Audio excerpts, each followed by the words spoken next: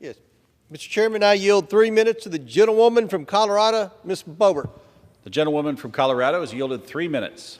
Thank you, Mr. Chair. Free speech is under attack here in America, the free United States of America.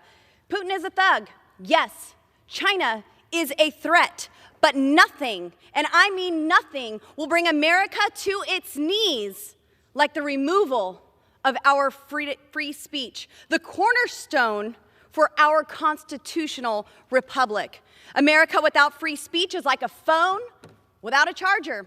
It's only a matter of time before it dies. Attacks on free speech should not be seen with a partisan lens.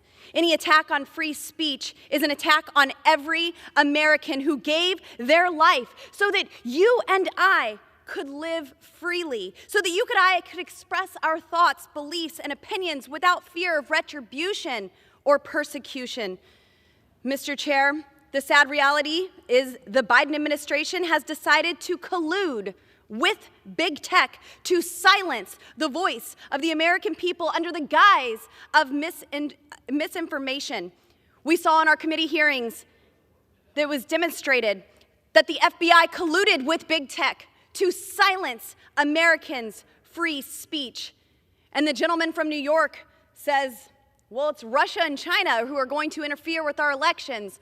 No, Democrats are doing just fine on that their own.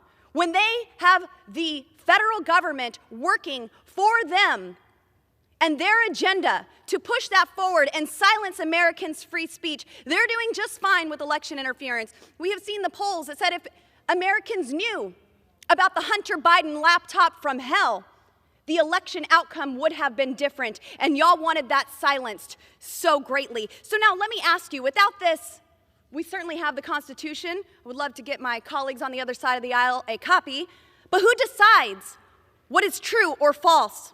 I certainly don't trust the federal government to make that distinction.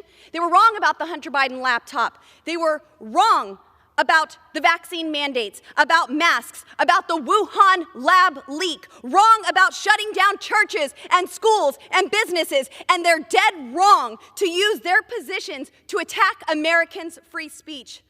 For the current resident of 1600 Pennsylvania Avenue, the only thing harder than climbing a flight of stairs, riding a bicycle, reading a teleprompter seems to be telling the truth.